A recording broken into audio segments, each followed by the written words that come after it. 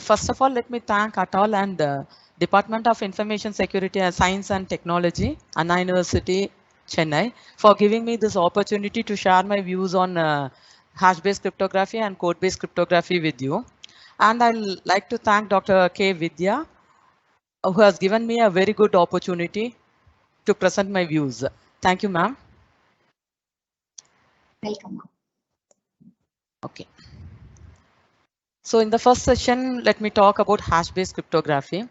So the overview of this session is concrete security, quantum impact on symmetric key crypto systems, and quantum impact on public key crypto systems, predicting the collapse time of these crypto systems, and a transition from classical cryptography to post-quantum cryptography, and the preliminaries of hash-based cryptography.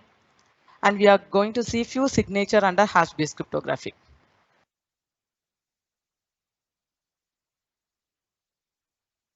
So all aspects of digital communication, electronic data storage, digital transactions rely on crypto systems for security requirements. Crypto systems needs very stringent security and efficiency criteria for real world development. And the last 4 decades, many widely used public key crypto systems are RSA, DSA, Diffie-Hellman, elliptic curve, Diffie-Hellman, elliptic curve, digital standard algorithm have been designed. They are based on the assumptions of the hard problem, integer factorization, or discrete log problem, or elliptic curve discrete log problem. So are these crypto systems secure? Because we are widely using these crypto systems. Globally, 70% of them we are using RSA. So are these crypto systems secure? Uh, it takes billions of years to break RSA by classical computer. But what about quantum computer means? That is RSA with the key size of 4096 would take billions of years, right, to break RSA. But what about in by quantum computer means a quantum computer will break RSA of key size 4096 bits in 100 seconds. So you know the power of quantum computer. The last sessions you have got a good knowledge of quantum computer and its the computation process. So quantum computer performs computation based on law of quantum mechanics, which is nothing but the behavior of particles at the subatomic level. So quantum computer not only provide an enormous leap in the computing power, but it effectively attacks the heart of the public key crypto systems. That is, it breaks the well-known hard problems. A breakthrough happened in the year 1996. That is, Peter Shaw proposed a quantum algorithm for integer factorization problem in polynomial time. And that algorithm also solves discrete log problem. And in 1997, Grover developed a quantum search algorithm with a time complexity root n, where n is the size of the unsorted database. These two algorithms run on quantum computer, and they solve this problem in polynomial time, the hard problems in polynomial time. So so the public key crypto system, the currently used public key crypto systems have become insecure. Once these algorithms run on quantum computer, the public key crypto systems which are widely used becomes unsecure. So we can see what are the system are affected by the quantum computer. See, when you look at symmetric key cryptography and public key crypto system, symmetric key crypto systems are less affected by the impact of quantum computing, whereas public key crypto systems such as RSA, Diffie-Hellman, DSA, they are greatly affected, right? They are based on RSA is based on difficulty of integer factorization. Diffie-Hellman and discrete digital standard algorithm is based on the difficulty of discrete log problem. We have seen that Shaw's algorithm, when it runs on quantum computer, they can effectively factorize that integers, right? And they can solve the discrete log problem. So they are vulnerable to Shaw's algorithm. But when you look at symmetric key ciphers such as AES and SHA, they are vulnerable to quantum Grover search algorithm, but still it can be in use, right? They can compensate by increasing its key size. So symmetry key crypto system will survive when the quantum computers are available. But when you look at public key crypto systems, all these crypto systems, that is RSA, Diffie-Hellman, DSA, and other crypto system based on integer factorization problem and discrete log problem have to be thrown out. So whether all symmetric key crypto systems are secure? So yes, any answer to this? Are symmetric key crypto systems safe if they run on quantum computers?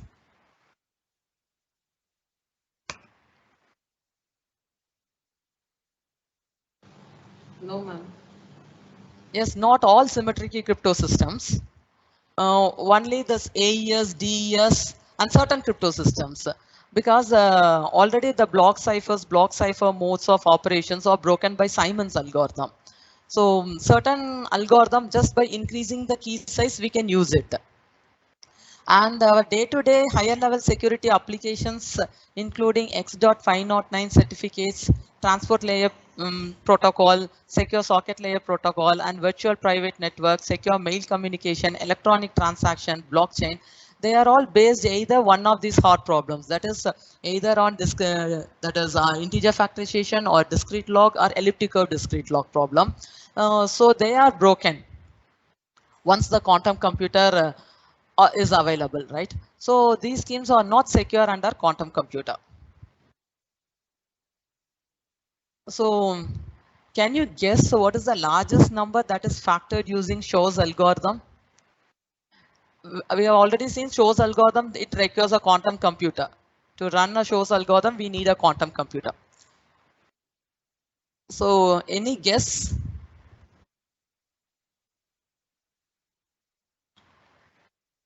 The largest number that has been factored using Shor's algorithm?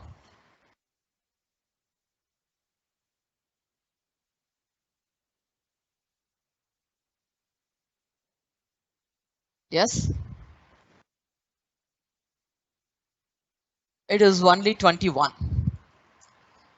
So currently 21 only has been factored using Shor's algorithm. Why?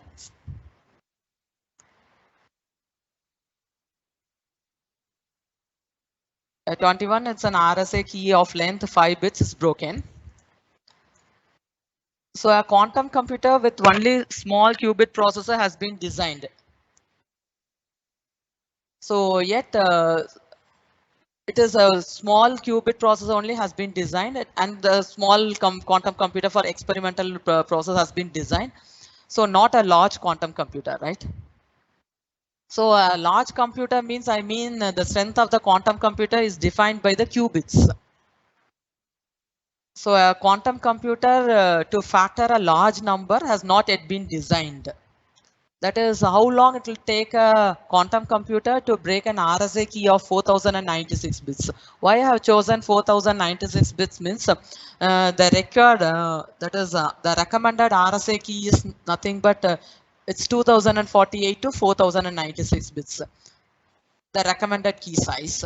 So only Shor's algorithm as so that is the practical. Practically, we have a quantum computer to factor only a RSA key of length 5 bits. So how long it will take to build a quantum computer to break RSA key of 4096 bits? So we to have an to break RSA key of 4096 bits, how big a quantum computer is required? That is the first question. And how long it will take to build such quantum computer? How many qubit quantum computer is required to break a 4096 bit RSA key? Right? And how long it will take means it's not known. In 2019, an attempt was made to factor number 35 using Shor's algorithm, but the attempt was failed. So let us see how many qubits is required to factor an current RSA key, right? So when the size of the RSA key is n bits, the required qubits to factor n bit is nothing but 2 times n plus some little bits extra. So a quantum computer to break a 2048 bit RSA key means it needs 4096 qubits. So to break a 2048-bit RSA key, we need a quantum computer with 4096 qubits. Is it clear? So let's see the development of quantum computer. So the power of quantum computer depends on the number of qubits it has. So in 1998, John Moscow has developed a 2 qubit quantum computer, and in 2000, so 7 qubit quantum computer, and in 2006, 12 qubit quantum computer has been developed, and in 2011, 14 qubits, 2017, 17 qubits by IBM. And in 2019, 53 qubit quantum computer was developed by IBM, and 54 qubit quantum computer was developed by Google. And Google announced the quantum supremacy. And so in November 2021, the last announcement was a 127 qubit quantum computer was developed by, it is developed by IBM. So IBM is predicting that they will develop a quantum computer of 1000 qubit quantum computer by 2023. They gave the announcement in November 2021. So this is the development process. So we need a quantum computer to break a 2048-bit RSA key.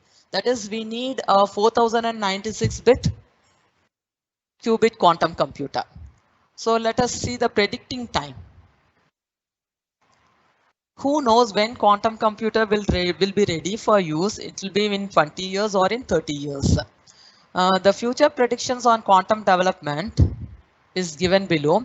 In 2015, Michael Moscow predicted that the chance for breaking RSA 2048 is 1/7 by 2026, and the chance is increased 1/2 by 2031. And many intensive efforts to build quantum computers are taken by Institute of Quantum Computing, IBM, Google, Microsoft, Intel, etc. So they have given the predicting time also, and we know that number of qubits, quantum computer, right? Number of qubits required to break an RSA key of 4096 bit, right? Yes. What's the price? So we need a transition. Why we need a transition from classical crypto system to quantum resistant crypto system means, suppose since you have the predicted time, but suppose within 5 years of time, suppose someone has come up, someone is telling that they have built a quantum computer, then what happens? We will be in an insecure situation, right? That will be in an critical position. We have to safeguard all our storage data, right? In order to have a safe storage and a safe, secure communication, we need a transition from classical crypto system to quantum resistant crypto system. So that is the transition. Let me describe in three stages. The stage 1 is nothing but strengthening the current ciphers. Stage 2, you have to use the quantum resistant cipher. And stage 3, yes, we have to implement the quantum based ciphers. Why we have 3 stages? Can we go for straight away to stage 3? Yes, let's see that. So stage 1 means, first of all, we have to strengthen the current ciphers.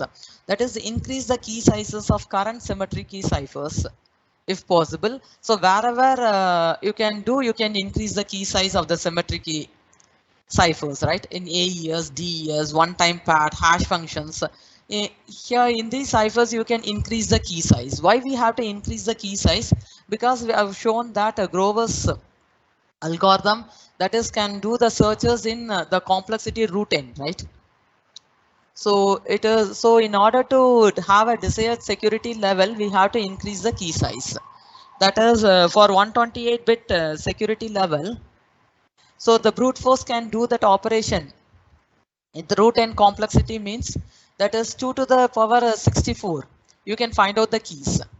So in order to have 128-bit security means you have to increase the key size, that is the key size length must be 256.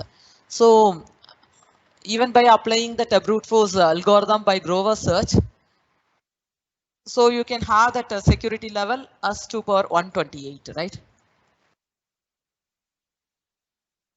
So in stage 2, you can use the quantum resistant ciphers. These are the ciphers which is resistant against the quantum computer attacks. Such ciphers are called as here post-quantum ciphers, which are deployable on classical computers and quantum computers. They can run on laptops, mobile, in classical computers just like RSA, but they are secure against attacks by quantum computer.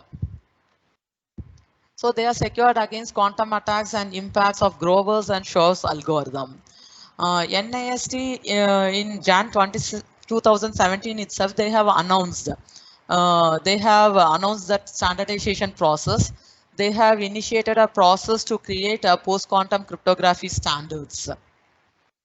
So they've already started the PQUC standardization process. So we know that there were 69 submission in for the standardization process in round 1. Now then for round 2 it is 26. It got reduced, right? So they will announce the result by 2024. That is what are the crypto systems, post-quantum crypto systems we can use it. In stage 3, you can implement the quantum-based ciphers. These ciphers needs quantum computer to run. That is quantum random number generator, quantum key distribution, BB84 protocol, Eckhart's protocol, quantum public key cryptography, and quantum perfect privacy, quantum homomorphic encryption. To run the ciphers, we need a quantum computer. So we know the predicting time to build the quantum computer, right? So till then, this protocols are in the experimental process. We have only the experimental quantum computer, not a large quantum computer to run these algorithms, right? That is to run this, to make this algorithm practical, we need a large quantum computer, and we have given the predicted time. So we have shown the 3 stages. So what is the currently, what stage you can apply? Applicable stages? Stage 1 and 2. Stage 1 and 2. Stage 2 and still we cannot, currently you cannot apply the stage 2 also because NIST has not announced that standardized parameters and all, right? So yes, the post-quantum standardized version will come at the end of 2024. So currently what you can do is you can strengthen the current symmetric ciphers. So we know the predicting time, and we are predicting that in 20 years of time, the quantum computers will be available. Can we have a transition once the quantum computers are available? Can we skip stage 1 and stage 2? Can we straight away move to stage 3? So the quantum computers are not available today. They are not in practice. So when they are available, can we straight away switch on to the stage 3? That is, can we implement this? Yes, why? What is the reason? Architectural problems. We have to develop quantum-based crypto systems. Then only we can move on to quantum computers. Quantum-based crypto systems. That is, you are telling that is we have to. So till then we need time. Is that so? To design quantum-based ciphers, we need time. So till then we can have stage 1, stage 2. Is it so? Madam, excuse me. Madam, if we increase the key size for strengthening the current ciphers, will it not lead to computational complexity and wastage of resources like memory and other things? Can we directly go for a quantum-based cipher? Quantum-based, so your thing is when you increase the current ciphers, that is increase the storage complexity, everything, computation complexity is increased, right? So increase in classical, so we can straightly go for quantum-based cipher. So let's see what is that disadvantage, right? Suppose though the quantum computer is not available today, an attacker who is eavesdropping data which requires a high security and which has to withstand for a long period, he is just eavesdropping the data. But if suddenly once quantum computer is available, he can give the key in the quantum computer and he can apply the Shor's algorithm to factorize that, right? Because factorize and he can get the private key and he can decrypt and he can read all the data, which has to be secured for a longer period of time, right? So the eavesdropping can be done now. So for example, for government data and all, it has to be safe for 100 years. A person is eavesdropping that data, but once the quantum computer in 10 years or 5 years, it is available means he can use that quantum computer to to decipher all this data, right? So he's capturing and just storing the data. So in order to avoid that, now itself is you start this symmetric key cipher just by increasing the key size, right? Start using the current cipher with the increased key. Though the complexity, we need the security, right? But increasing the key size will increase the complexity, ma'am. Yes, it will increase definitely, but our data has to be secure, right? How far can we increase the key size, ma'am? That is what, if you want to have a 128-bit security. So I have given the Grover search algorithm root and complexity, right? So in order to have 256-bit security, if you want to determine to have 256-bit security means you increase double the thing, 512 bits key length, you have to use it. Ma'am, but the capabilities yes, I agree that the complexity is increasing. and the capability of quantum computers are like anticipatory, no ma'am. We don't know exactly how fast it will be. So far we are all anticipating See, that not all the data you have to encrypt with such keys. It's like password, whatever be the thing which will be of 1 year use and all, you can use the current keys itself. But a data which needs a longer security, right? For higher government data and official data which has to be stored for 100 years or more than that years, right? So such data,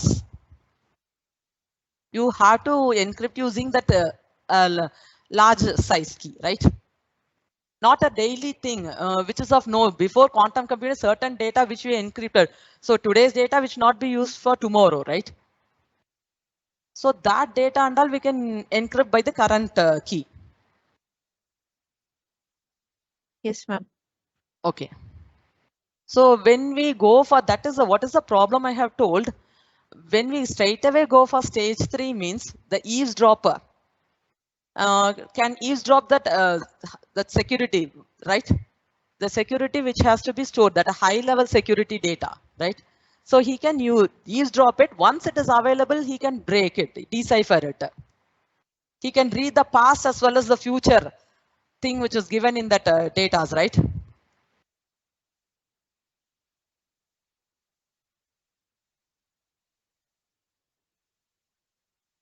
Okay. And can we move on to stage 2? Yes, ma'am. So we can, so one point straight away, we can't go for stage 3, I have told, because it is required, right?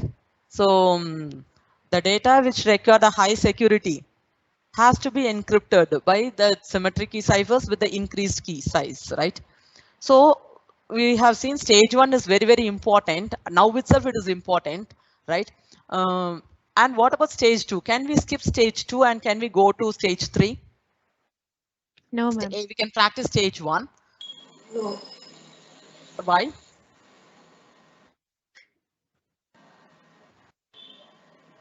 Because, ma'am, in stage 2. Yes. If we work on stage 2, we will be able to get some vulnerabilities in the present schemes. Ma'am, I'm not getting you. Madam, what are the problems in the present schemes? We will be able to get it. We'll be able to get an idea. Classical schemes. Okay. See, that is what. So symmetric key ciphers, what are the mechanism it is providing? What are the security requirements it is providing, symmetric key ciphers? It provides encryption, right? It provides confidentiality through encryption. Does it provide authentication? Yes, ma'am. Yes, ma'am. Symmetric key ciphers, does it provide authentication?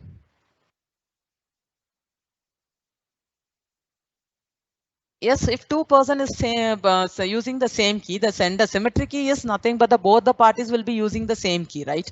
If two parties are using the same key, how can you tell that the document is generated by the sender or the receiver? Can you tell that? Signature schemes are there. Using symmetric key ciphers? Impersonation may happen. Not only impersonation, non-repudiation can happen, right? Main thing is non-repudiation. Yes. Non-repudiation, see, if a sender signs a document and sends to Bob, both of them are sharing a same key. Once after sending the document, the sender can deny that this document has not been signed by her or him, right? She can tell that this document is signed by the receiver because both of them are using the same key. Yes. So we cannot have an authentication mechanism. So only the confidentiality, you can get confidentiality through symmetric key ciphers, right?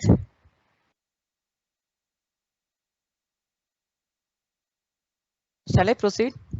Yes, ma'am. Yes, ma'am. Yes, but to have authentication, we need public key crypto systems. There only we are moving from symmetric key crypto systems to public key crypto system. What is the main advantage? Means we can get message authentication. Yes, we can achieve non-repudiation through public key crypto systems. So the public key crypto systems, so for the applications which require the authentication, non-repudiation, you cannot rely on symmetric key ciphers. So we need public key crypto systems that too which resist quantum attacks.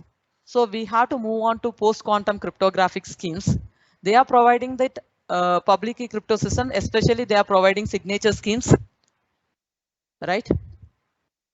That provides authentication, non-repudiation, integrity, everything, right? Okay. So, so what are post-quantum crypto systems means? They are crypto systems that run on conventional systems like laptop, computer, mobile, etc. And they are secure against attack by conventional computers and by quantum computers. There are a few families under post-quantum cryptography. That is 5 families, right? Hash-based cryptography, code-based cryptography, lattice-based cryptography, multivariate and isogeny-based cryptography. All of them are different. They are fundamentally different. That is, they are based on the hard problems, different hard problems. They are secured against attacks by quantum computer.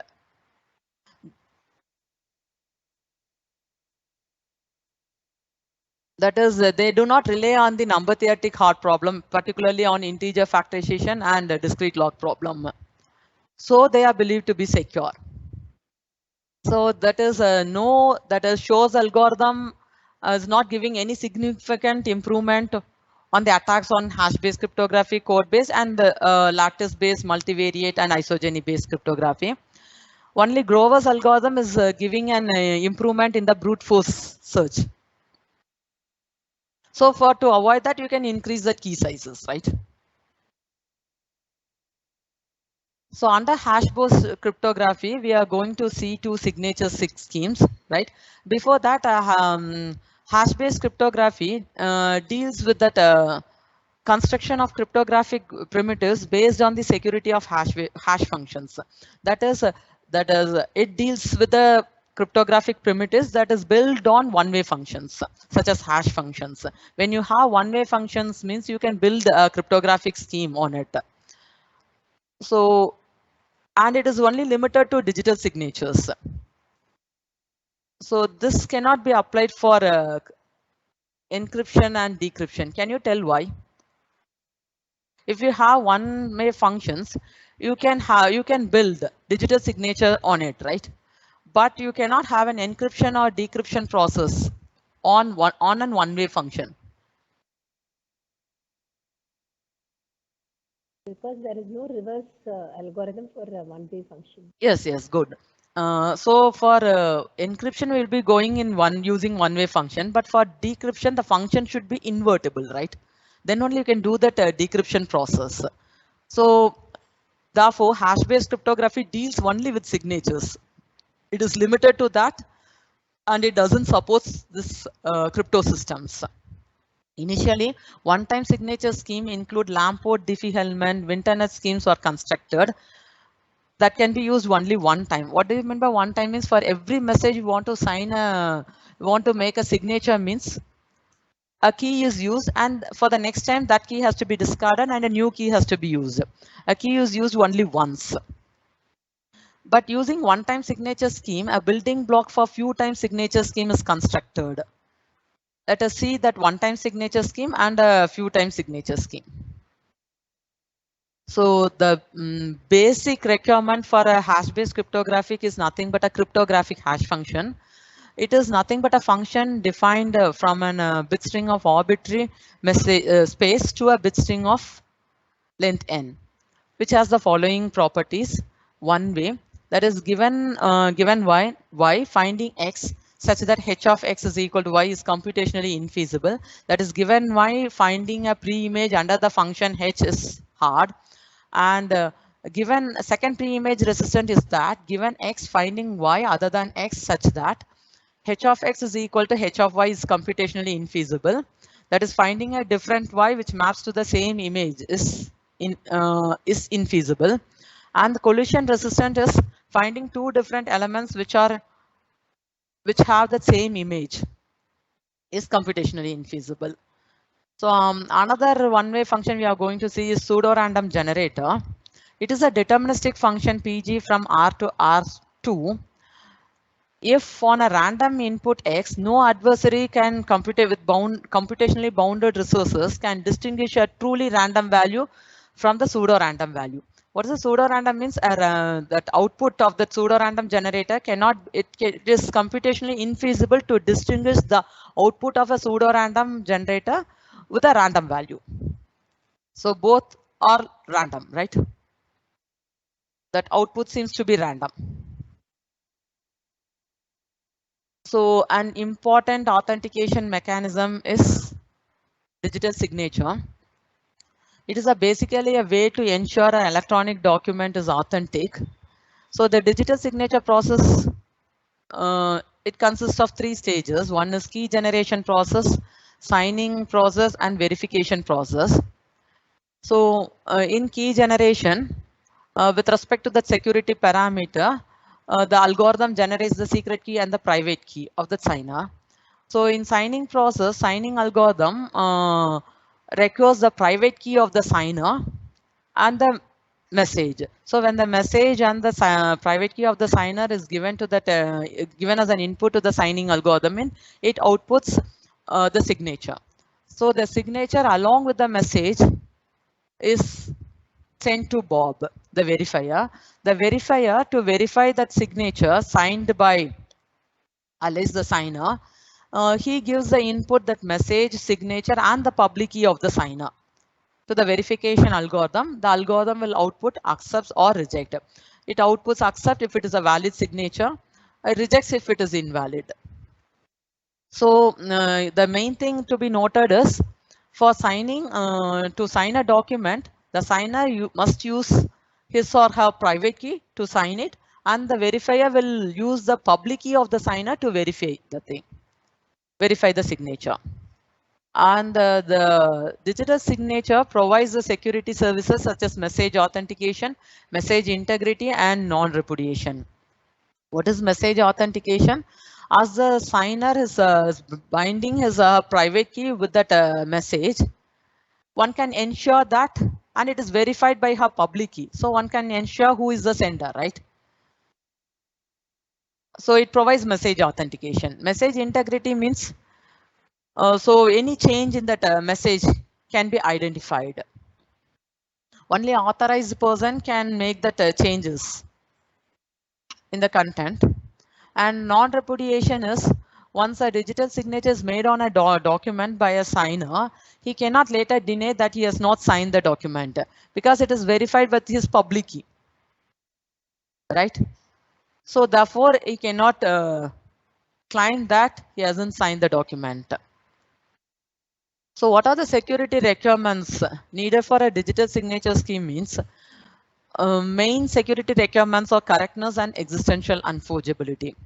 That is for correctness is that for any public secret key generated by the key generation algorithm and for any message yum chosen from the message space, the signature generated by the signing algorithm using that message and the secret key has to be verified by the verification algorithm with the input message signature and the public key.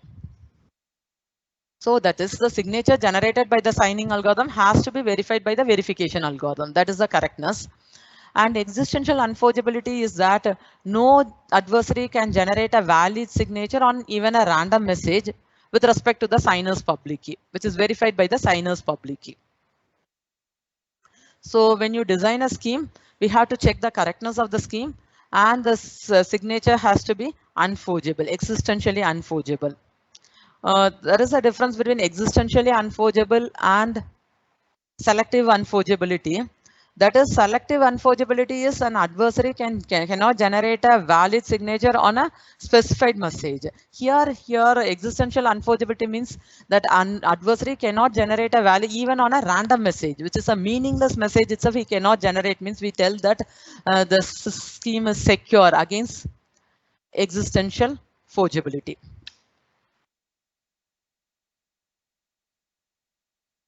So let's see an unforgeability under chosen message attack in the random oracle model. See here in this post-quantum, in the hash-based or code-based post-quantum cryptography, I'm going to deal only the mathematical way of proving the security. All right. Okay.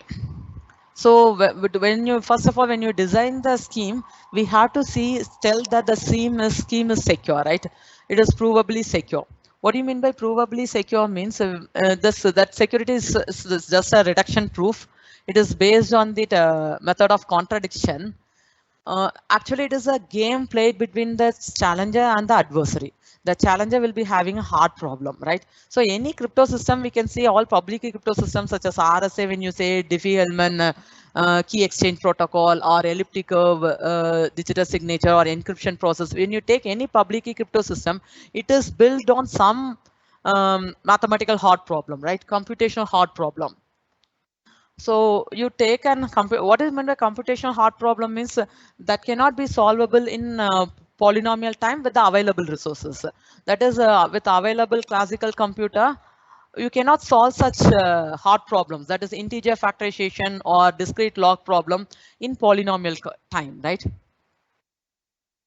So that crypto systems are built on those hard problems. So the challenger is taking one of the hard problem. Right. For example, when you take RSA, it is built on what? Integer factorization problem. So we are going to prove the security of RSA means the challenger will be having RSA, right? The hard problem of the RSA, right? And the adversary will try to break that crypto system, which is built on that integer factorization problem. Is it clear? So when you have a crypto system which is built on some hard problem means here we are trying to tell that our scheme is secure unless the hard problem is broken. When you are able to solve this hard problem means then our scheme is broken, right? Have you got this idea? Yes, madam. It is actually when you design a scheme, we have to give a mathematical proof that the scheme is secure, right? So we are going for provable security. It is nothing here based on random oracle model. So it is in this random oracle model, it is nothing but deals with it is a game between a challenger and an adversary. The challenger first, with respect to the security parameter, generates a public key and secret key, and the challenger sends the public key to the adversary. The adversary tries to break that crypto system, right? It can be a digital signature or it can be any crypto system, right? So adversary is asking adaptively querying that signing oracle and a random oracle, and he gets the reply from these oracle. What is a random oracle means? It's nothing but a black box. It is an abstraction, right? It's a black box. That is when you query that black box means it will randomly give the answers. And when you ask a specific query, which has been already asked, then the random or that black box will give that reply which has been given earlier. A new queries means it will randomly answers, but for any specified query which has been already asked, when you again ask such query means it will give the same answer. So we are giving maximum benefit to the adversaries. It can ask all queries to the black box. That is a thing, and the signing queries. Finally, with that resources, the adversary try to forge the system. So suppose an adversary forges a system means with the knowledge from the adversary, the challenger can break the hard problem, the underlying hard problem. That is the idea here. But we know that the underlying hard problem cannot be solved in polynomial time. Therefore, the probability of forging that system is negligible. What we are giving is we are giving a reduction proof.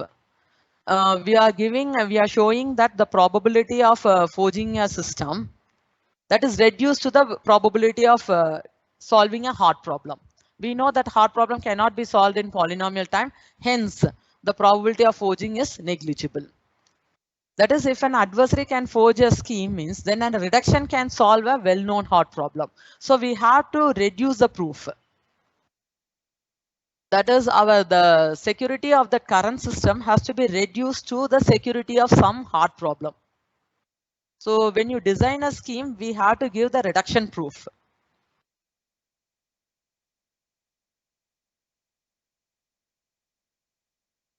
So this is the mathematical way we will be proving that security, right? Once a scheme is secure under random oracle means, so this black box can be replaced by any random function. If your scheme consists of random functions means this black box can be replaced by a random function. So then your scheme is secure. You are given a theoretical proof. So this is the theoretical proof of the algorithm. That is before implementing, right? Once you construct that system, either encryption system or signature or key establishment, whatever be the system, it is based on some hard problem. So you just give a reduction proof of the system to the hard problem. So once you are able to solve that system means signature, you are able to forge a signature, or when you are able to decipher that means the reduction proof has to give a solution to what? A hard problem. This is the proof before implementing, right? So we are not considering the side channel attacks and all. So for that attack, we have to implement and see, right? First of all, we have to see the scheme is secure, but for the side channel attacks and all, to prevent that, we can increase the key strength, right?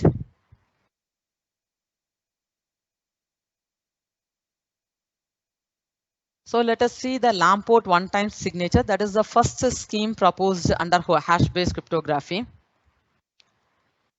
So in 1979, Leslie Lamport invented the first hash-based signature scheme. The goal is to sign 256-bit messages. So they choose a 2 random bit string, each of 256 bits, and named it as a secret keys with the index SK0 and SK1. So to sign 256-bit message, they have chosen 2 secret keys, each of length 256. Then choose a proper cryptographic hash function, has these 2 secret keys. The outputs are named as the public key PK0 and PK1. So now the secret key and the public keys are generated. We have to sign the message of length 256 bits.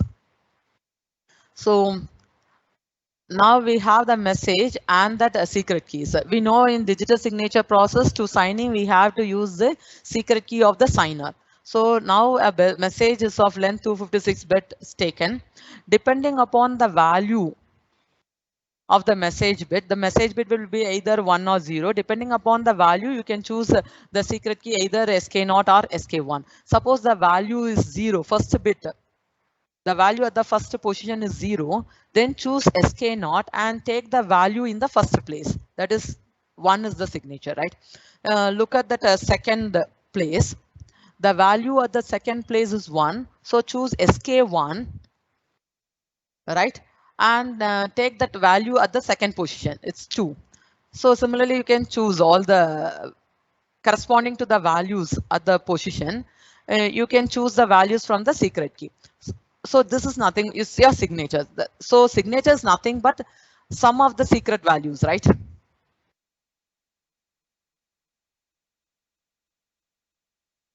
So signature verification, how can we do the signature verification? The verifier will have the public key, PK0 and PK1. So can you guess? So the message and the signature is sent to the receiver. So the receiver will have message signature and PK0 and PK1. PK0 and PK1 are nothing but the hash of SK0 and SK1.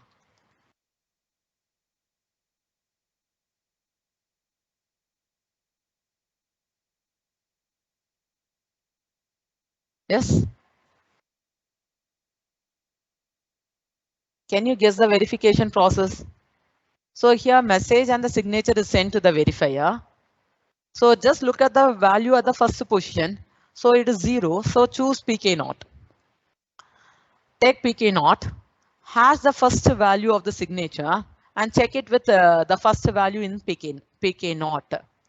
So now let's see that if the values are equal means the first bit is verified, right?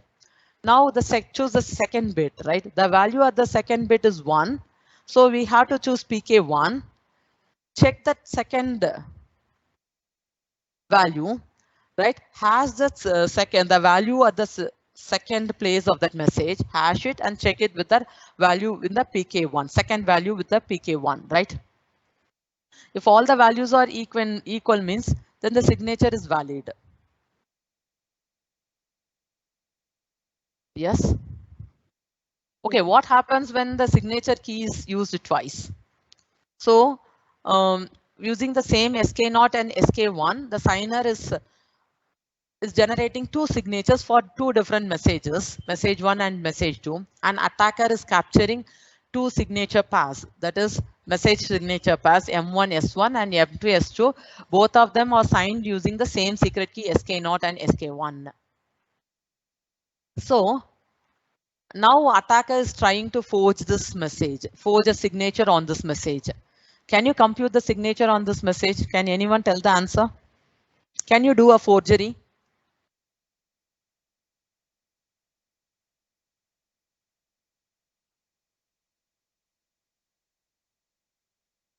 Is it possible to do a forgery without knowing the secret key SK0 and SK1?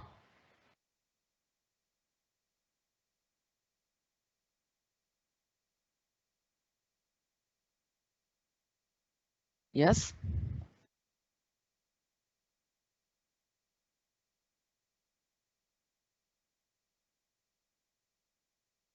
Whether the scheme is clear? Yes, ma'am. Yes, ma'am. Yes, ma'am.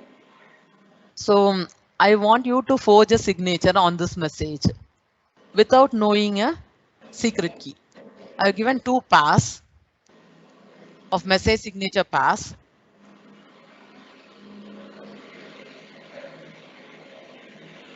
Just do a forgery on this message, right? Computer signature. It is 0041 followed by 00.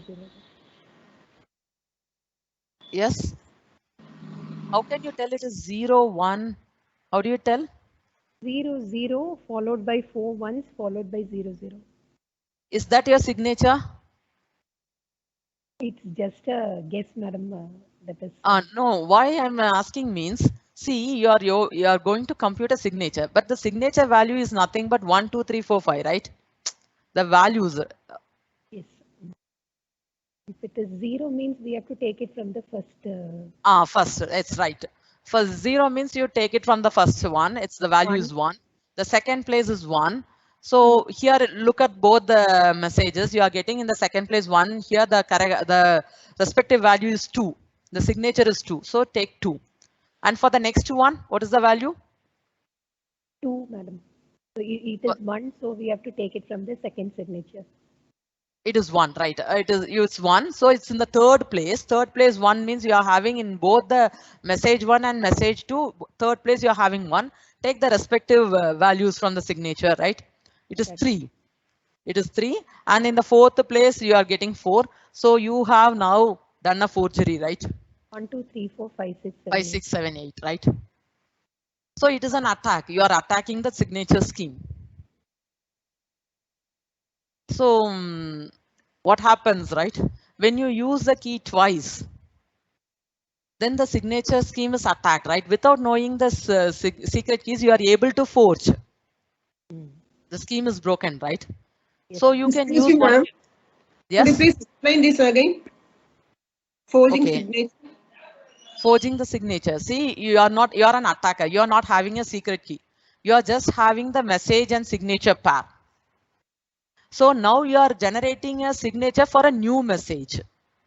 So just you are using a mix max strategy of message 1 and message 2 and you are obtaining a forgery. See, look at that first value, a new message, the first bit value, it is 0, right? Yes, so look at the two message signature pair where you are getting 0 in the first place.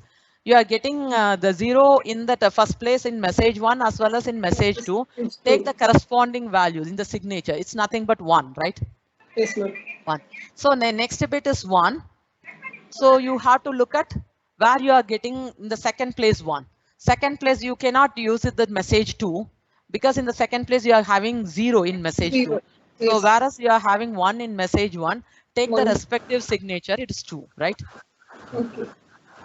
So without having the secret key, you are able to generate a signature on a new message, Yes, ma'am. which will pass the verification algorithm.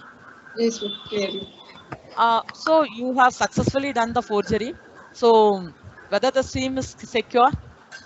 Not. It is not secure when you use the same key twice. But you can, the scheme is secure when you use the key only once. Can you do the forgery? With you are having only one time, you are having only one message signature. Can you generate a signature on a new message? You don't have two message signatures. No. Can you do, if you are able to do a forgery, then what you have done? Can you tell?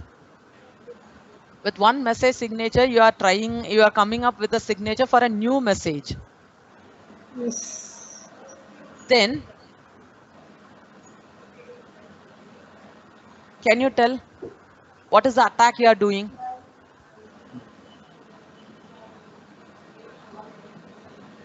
See, message you have to generate which has to pass through the verification algorithm. You have to pass through the verification algorithm means what you will be doing, how the verifier checks. See, look at this new message. 1 means in the first place, 1 means you will hash this 1 and check it with which key? Private. It has to be verified with the public key, right? So he will hash the signature values. Suppose in the first place you are having 0. Are you able to see that new attacker's message? Right? The first place is 0. So you are having the signature as 1. So hash this 1 and check this value which matches with the value PK naught. Why we are looking at PK naught? Because that message value is 0. So you hash this 1 and check it with the value of PK naught in the first position.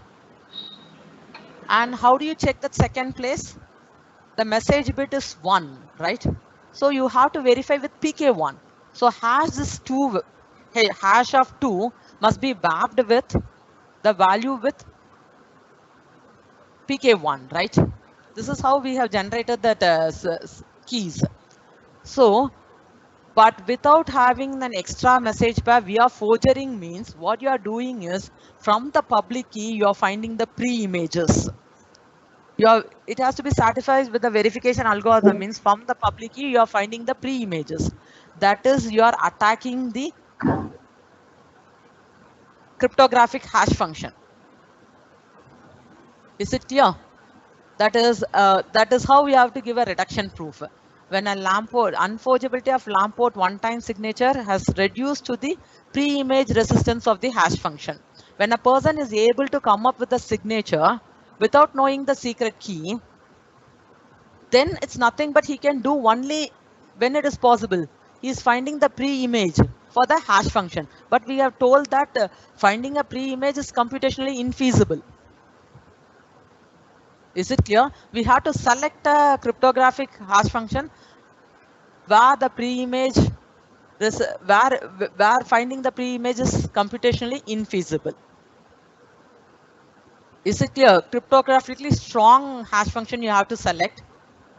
When you select such function means you cannot do the forgery.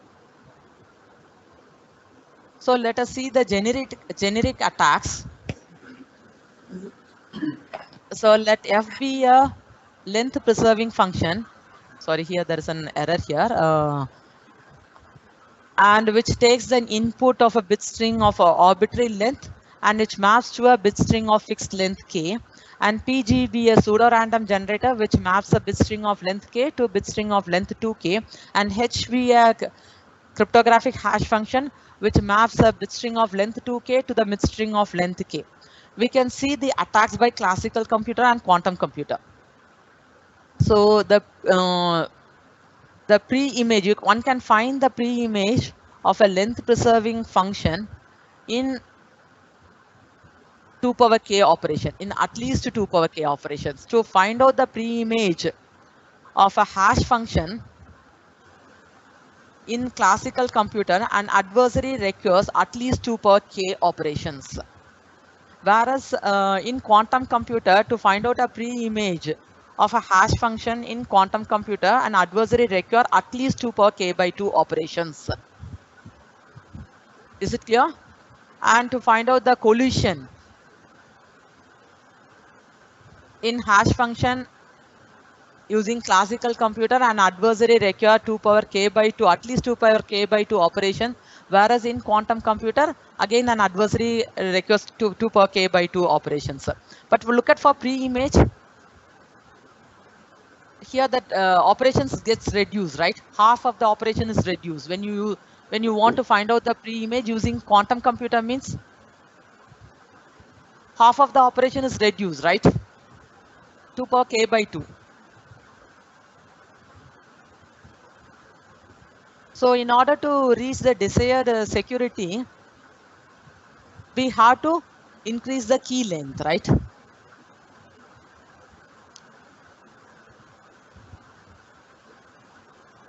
So next is Merkle signature scheme. Ralph Merkle proposed a meta construction with a binary tree which enables the conversion of one-time signature scheme into many-time signature scheme. So Merkle's construction is called the Merkle signature scheme. So they try to convert, they use a binary tree structure and try to have a at least few times signature scheme, right? So when we want to sign a limited number of messages means we can go for Merkle signature scheme. Why we are not going for Lamport? Suppose a one-time signature scheme, can it be used for practical purpose? What is the disadvantage of Lamport? You cannot use it twice, right? The same key, you cannot use it twice. But only once means you can use that scheme. What is the disadvantage? Every time when you want to sign a message, you have to generate a new key pass, right? That is the main disadvantage.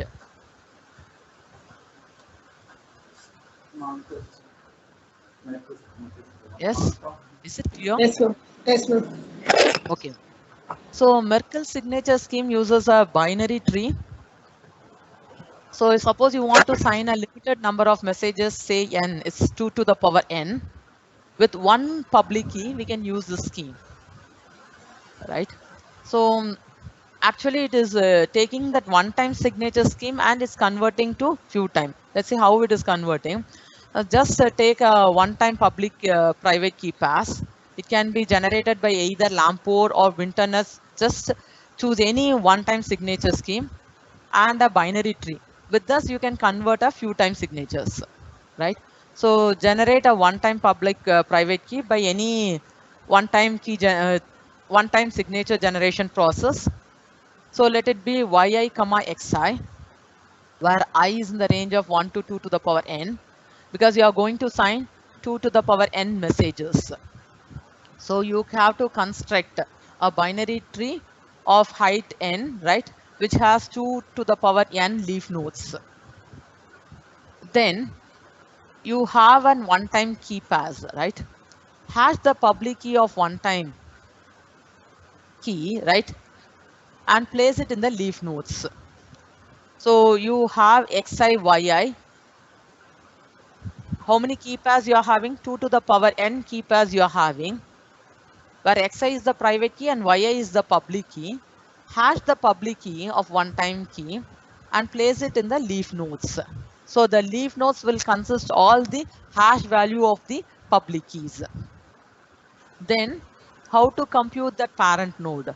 So it is the parent node is nothing but the hash value of the concatenation of the two children, that is the left children and the right child. That is the concatenation. That is the hash of the concatenated values of both the children.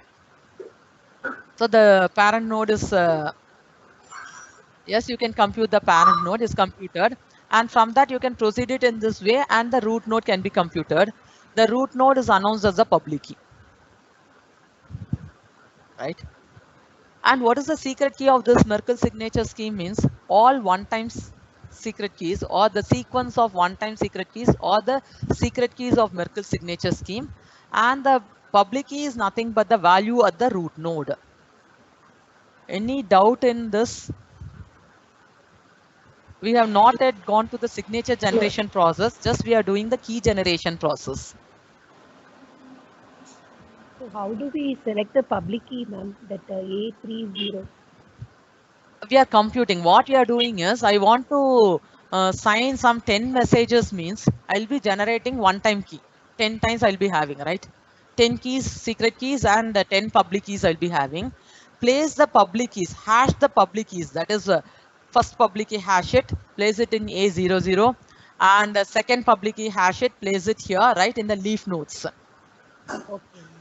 And how do you compute the parent node, A10? Concatenation.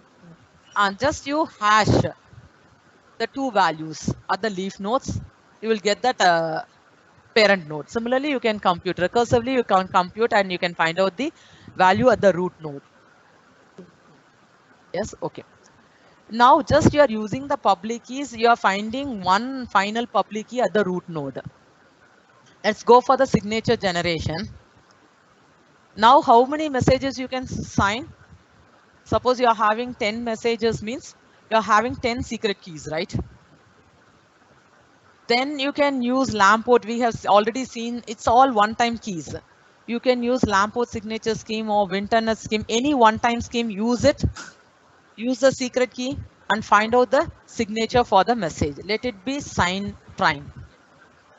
It is the sign generated using the one-time key on the message, right? But it is not the Merkle signature. It is the nothing but the sign generated using the one-time key. Then along with the signature, you are going to give some component. The full component together, it is called the signature of the Merkle signature scheme. So what are the other values? Means, so suppose you are signing the fourth message, right? So you will be using X4, Y4, right? So you can take what will be in the green color node. I am going to sign the fourth message. So I'll be using that one-time key pair X4, Y4. I have generated the sign for that fourth message using the private key X4.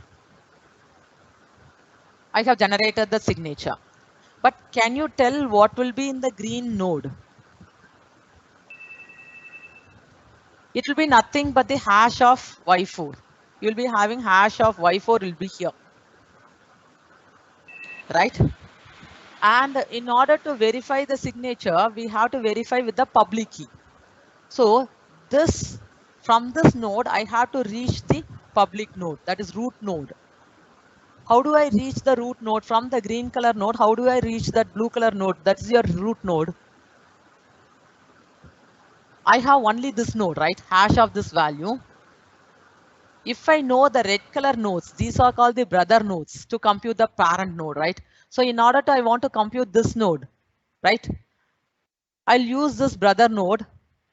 If I know this brother node, red color node means I can compute this parent node.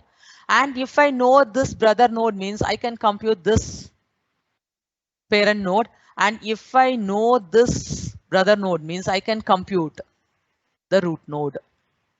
So these red color nodes are required to compute to reach this node, right?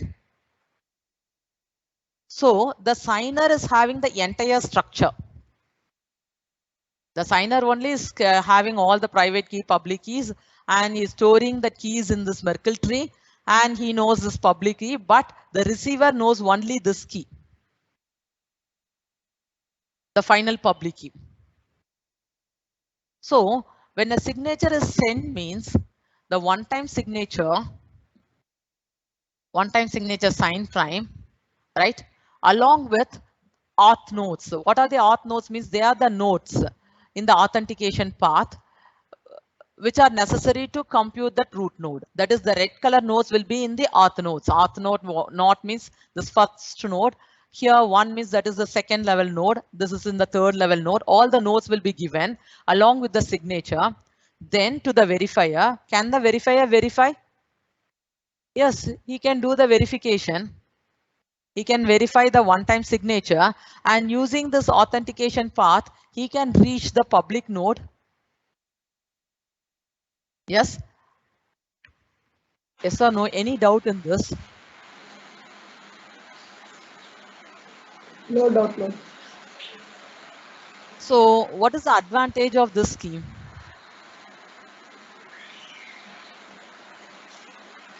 So can a receiver has to, so suppose you want to sign 10 documents. A signer will be signing 10 documents using one-time key. So can the have the yes? Has the receiver has to store this all 10 public keys? No. Do the receiver need to store all the 10 one-time public keys? It's not necessary.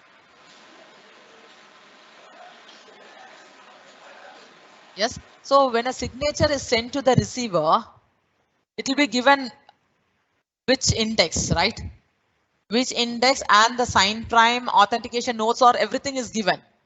And the receiver knows that corresponding public key. If the receiver knows that corresponding fourth message public key alone means using this authentication path, he can verify this. He can do the one-time signature verification. Along with that, he can verify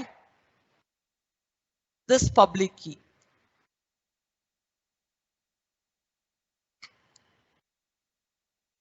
What is the underlying hard problem here?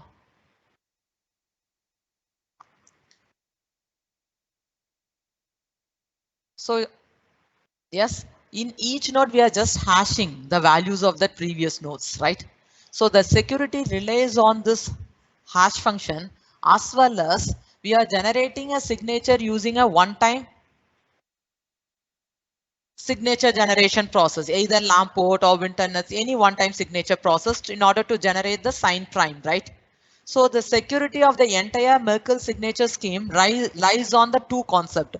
One is the security of underlying one-time signature scheme. Signature scheme.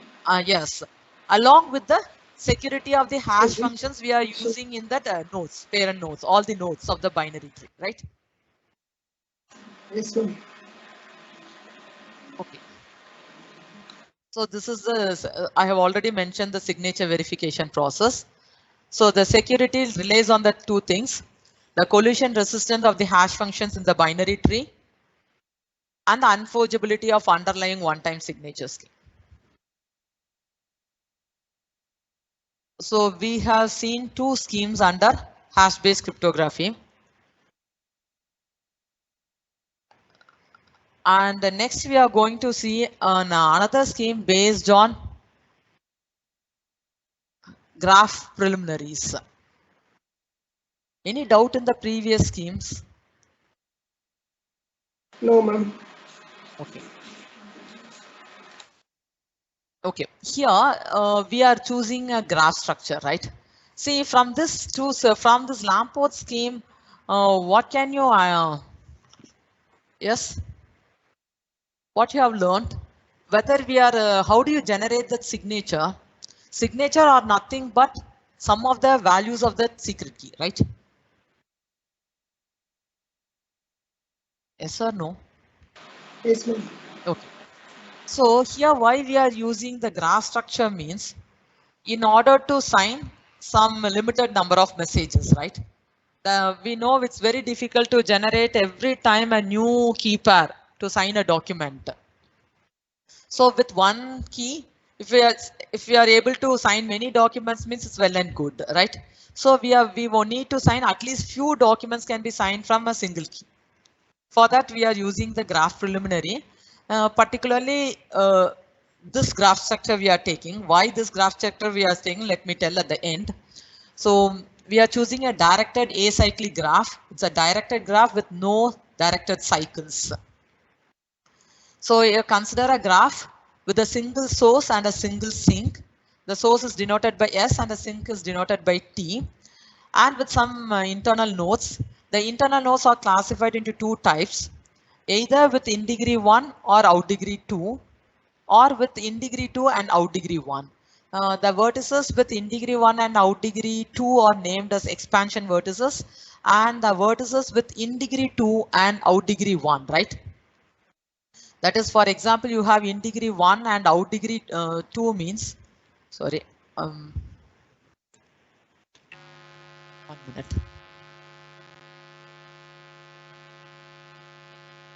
Okay, look at here.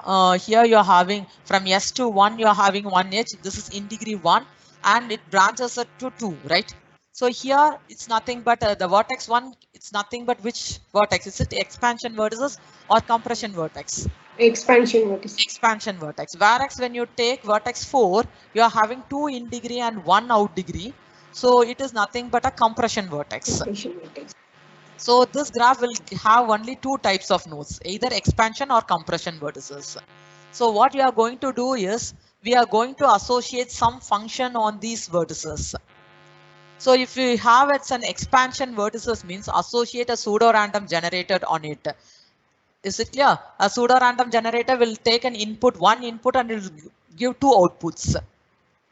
So you associate pseudo random generator with expansion vertices and the hash function on the compression vertices. A hash function will compress two input to one output and give, right? So you are using the hash function and pseudo random generator on the vertices. Now we are giving a labeling on the edges. How do we label? Means labeling is nothing but an it is a partial function defined on the edges of the graph. It's not necessary we have to label all the edges. It's a partial function. You can label the edges. Partially you can label the edges.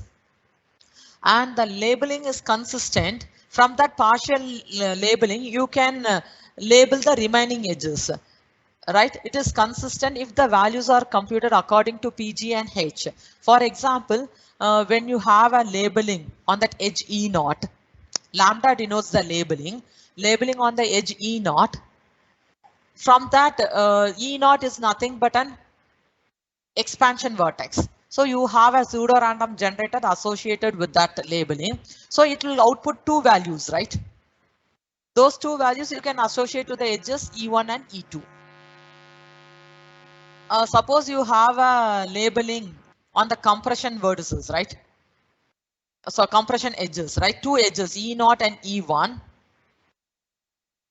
Right? Suppose you have two label, which are the incoming label to the compression vertex. Incoming edges, E0 and E1 are the two edges, incoming edges to the compression vertex. There you are having a hash function. Then find the hash value of these two labels. You will get one output, which is the label for the outcoming edges of the compression vertex, right? Is it clear? Yes, madam. Yes, Okay. ma'am. Here, I have defined a simple function, h of x comma y, right, is x circle plus y, that is XOR. And PG of x is defined as x comma x, are associated with the compression and expansion vertices. So I'm going to give an initial label here at that source edge, ES. I'm giving a label as 2. Can you able to compute the label at the sink edge, ET? What is the function associated? Function is in the expansion vertices, you are having just x comma x. So look at, let us see here. First initial value, what is the value we are taking here? 2. Can you tell what is the value here we are taking? 2. Madam, 2. So what will be the values for this edge? Because this is an expansion vertex, so we will be using this function PG of x. So what will be the value? X goes to x comma x only. So we will have 2 comma 2. 2. Right? So from this, again, what will be the value at this edge? That is 3 to 8 we have one edge and 3 to 5 we have one edge. So 1 input and 2 outputs. So again you have PG here. So what will be the value? It's again 2 comma 2, right? 2. So here also we will have 2 comma 2. Then for this edge, again you are having 2, 1 edge and 2 outgoing, 2, 2 here. Yes, 2. See, it's a simple function I have taken for understanding. We won't take such a pseudo random generator, right? Right? So just for understanding, I have taken this function. We will have 2, 2. This again, we will have 2, 2. 2. So finally, can you tell, and what will be the function associated here? Till this, it's a pseudo random generator. Come to this vertex 8. It is 2 incoming edge and you are getting 1 outcoming edge, right? So which function we will be using? Hash function. Hash function. So XOR y, right? So here XOR, it's not a bits I'm taking, just integers. You can take simply x plus y. Yes. So just take x plus y. So you will have 2 plus 2 here, you will have 4. 4. So similarly, we have to compute it for here. It will be 4 here. Right here it's 2. So 2 plus 4 here, you have 6. What will you have here? It is 2, right? 2 plus 6, it will have 8. Can you tell? It's 4 plus 2 here, you will have 6. 6 again, you will have 2. 8. 8. So what will be the final answer? 16. 16, right? So the final answer is 16. So this is the key generation they are doing. So what you are taking is you are taking a secret value here. Just you are applying the functions again and again. Iteratively you are applying the function, pseudo random function and hash functions. So final output you are taking as a public key. Yes. So when you announce the public key here, can they find, anyone can find out the secret value? Once an adversary know the public key alone, can he find out the secret key?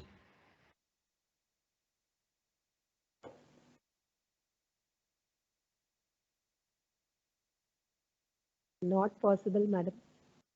Why? What is the hardness here? That hash function and Yes, pseudo random function we are using. Inverting is very difficult, right? We are telling it's computationally infeasible. Yes. So not this hash function, you can easily break it. I'm telling a cryptographically secured hash function. So with that, finding the secret key from the public key means you are finding you are giving an attacks against pre-image resistant of the cryptographic hash function, right? When you are able to do means you are attacking. Suppose you are using SHA-256. In all the nodes you are using SHA-256, and from that public key you are able to find out means you have attacked SHA function, right? Is it clear? But SHA-512 bits, it resists the quantum attacks. So this is how you can generate the key. So now we are going to do the signing process.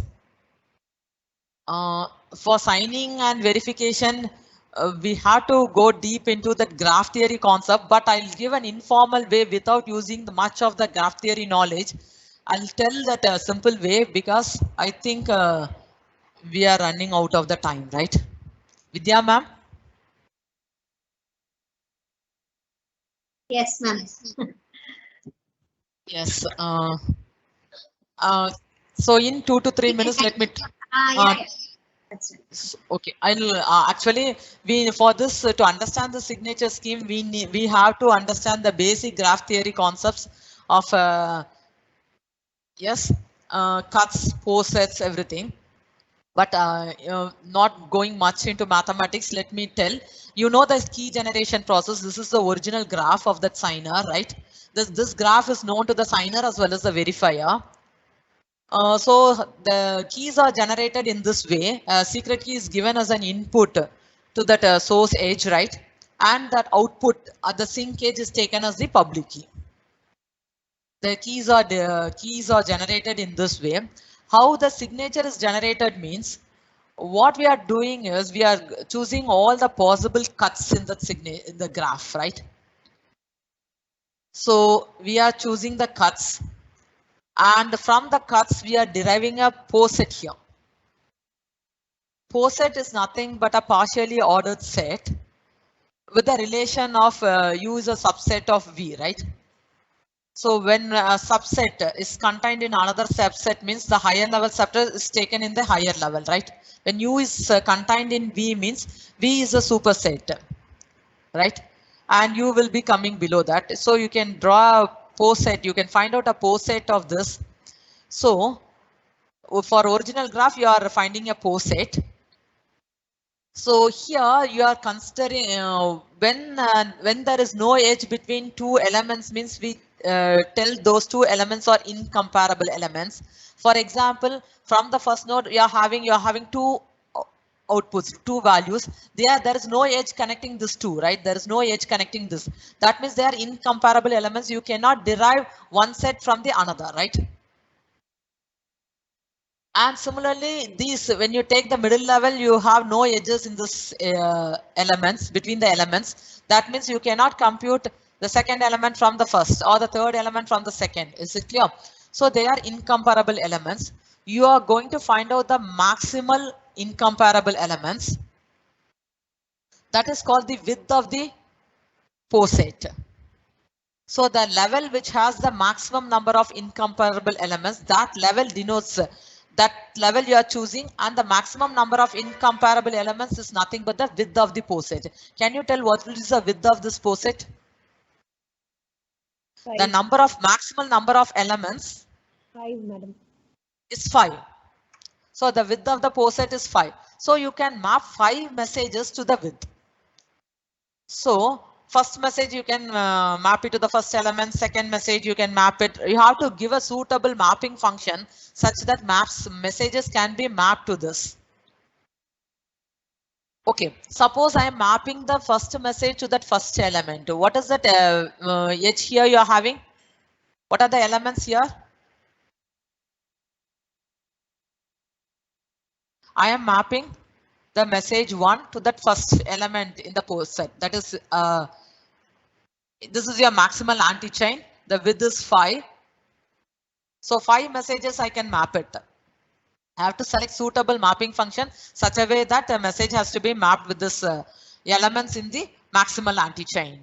So I am mapping the first message to this. So what is that letter here? That letter is not visible, ma'am. We are not able to read it. Okay, you are not able to. Suppose let me take the message is some here, right? I've underlined. D and B. A, D, Yes. B. Yes, sorry. Let me A, undo. D, and B. E, A, D, and B. A, D, and B. Okay. So you have here A, D, B, right? Okay. So with this value, see the signer signs a message means he has to use the secret key and get that secret key and get the signature, right? So the signer will have this yes, right? And he can compute this value. Can he compute that A, B, D value? Signer has the secret key. Yes, the message M1 is mapped with this value. So from this, he can, so he has to compute only for these values. Can he compute the labeling for these edges? No, because the pseudo-random number generation is not possible here. No, no. The pseudo PG and H is available for both the signer and the receiver. It's a publicly known. And the graph structure is also publicly known. The only unknown thing is nothing but the secret key. The secret key, who will have the secret key? The Signer. Signer will be having the secret key, right? So signer will have the secret key as well as the public key. The entire structure, everything is known to the signer. Only the public key is known to the receiver. The receiver knows public key, PG, H, and the graph structure. Everything knows to the receiver, right? In that case, it is possible to find out. It is possible to find out the value, right? So just reveal the value as a signature for this message. That is the thing. So in that, so when the signer knows, since the signer knows the secret, he is able to compute any value here for the graph structure, right? So he will compute these values. He will reveal it as a signature. So ABD is known. So can he is given as a signature for the message. So the message. So what is the signature now? M1, and the signature is nothing but the value of ABD. Can the verifier do the verification process? Verifier knows only the public key. Just verifier hash. Verifier knows PG, H also, right? He knows this graph structure also. So using PG, H, he will compute it, the remaining values, and he will end up with ED, ET, right? Once he ends up with a root value, he verifies with the given public key. When both the values are valid means he accepts the signature. Is it clear? And for another message, see, we are choosing these values such a way that this value cannot be derived from this value. For another message, M2, you cannot give the values as AB alone. Is it clear for you? That last one we didn't understand. For the second message, we cannot give AB alone, that alone. Yeah. What happens when we have already signature ABD. Okay. From that, when you map a message to another, you are mapping a message M2 to, let me write it here. I'm taking another message. I am mapping to some other element here, but I am mapping only to AB. Can I do this mapping set AB? Already I have got a signature for ABD, right? Yes. Using this mapping. Message M1 is mapped to ABD. Right, I have got the signature. But can I map message 2 to AB? No, we have to take the second. No, madam. We should not have AB because from this message and the signature, I can take these values, right? Signature and the message is open. Any doubt in this? See, first I have given a signature for M1. How do I give that signature? How I have generated? Just I am giving a mapping message to this POSIT, right? One message, first message I am taking to this element, mapping this. This element is nothing but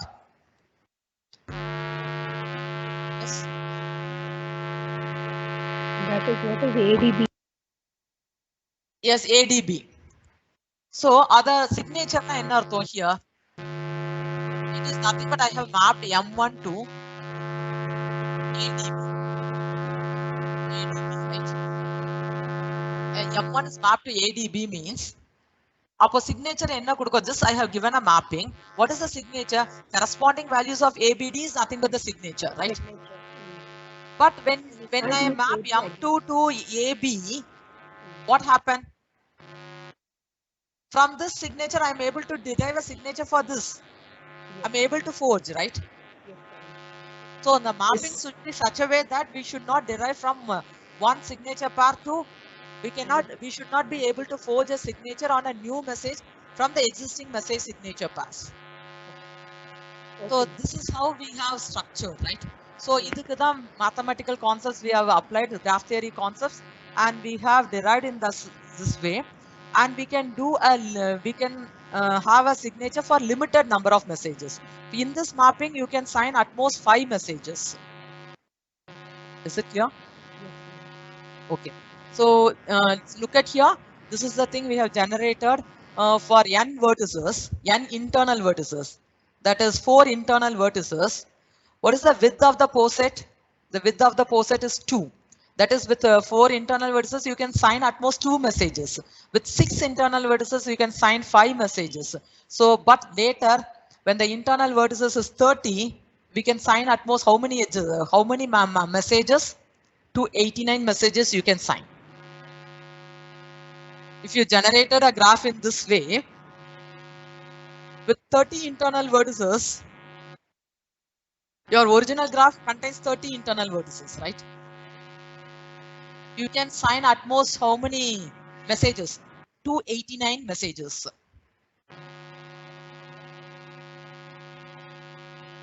Yes. So for a limited number of messages you want to sign means you can use this graph structure. But what we are going, why do we have this special graph structure? Only 2 types, expansion and compression. Why not we can go for a binary tree and you can apply this procedure means in these 2 types we are fixing the 2 functions, right? You are fixing either a compression vertices or an expansion vertices. But when you have a vertex which branches out 1 in degree and 4 out degree, then we have to define a new function there.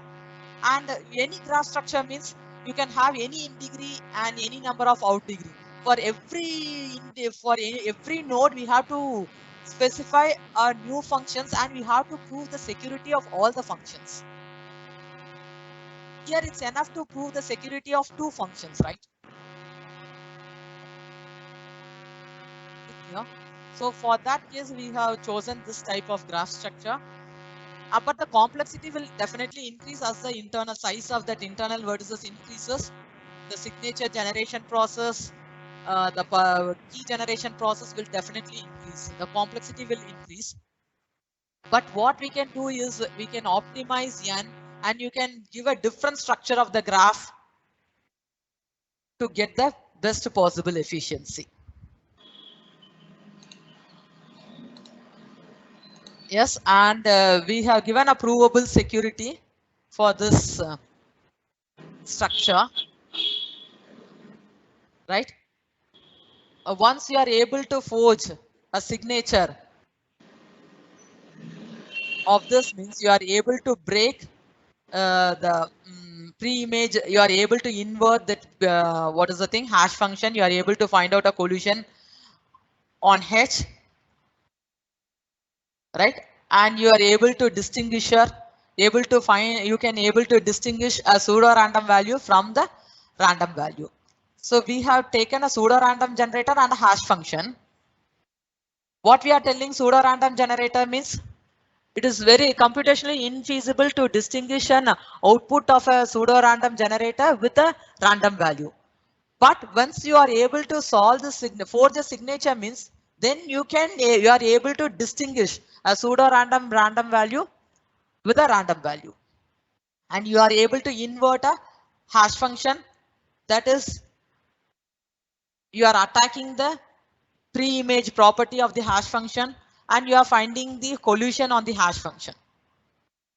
So this, the probability of forging is reduced to the probability of attacking. Is it clear? So the conclusion of hash-based signature is it requires less security assumptions. You need only one-way functions. You don't want to have a much complex algebraic operations, right? For RSA and all, you will be taking m power e, right? Exponential operations you'll be performing. Whereas here, just it's a one-way functions you are taking. It requires less security assumptions, very efficient.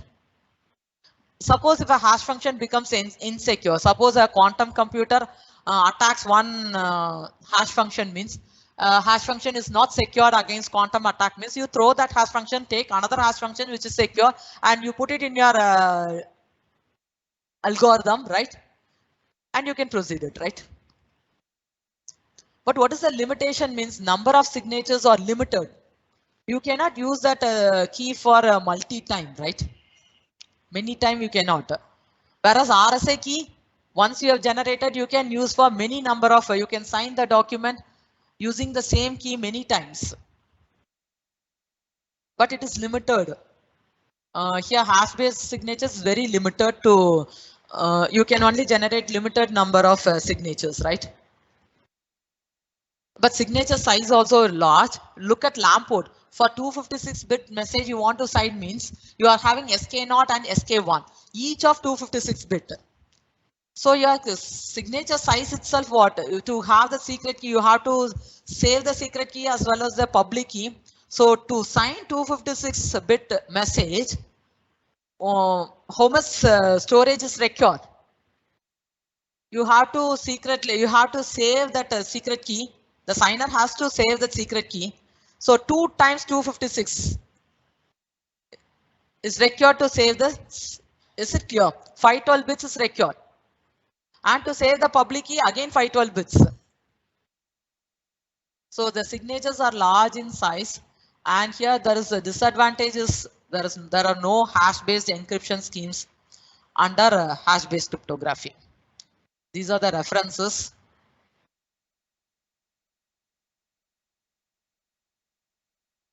Okay, any questions?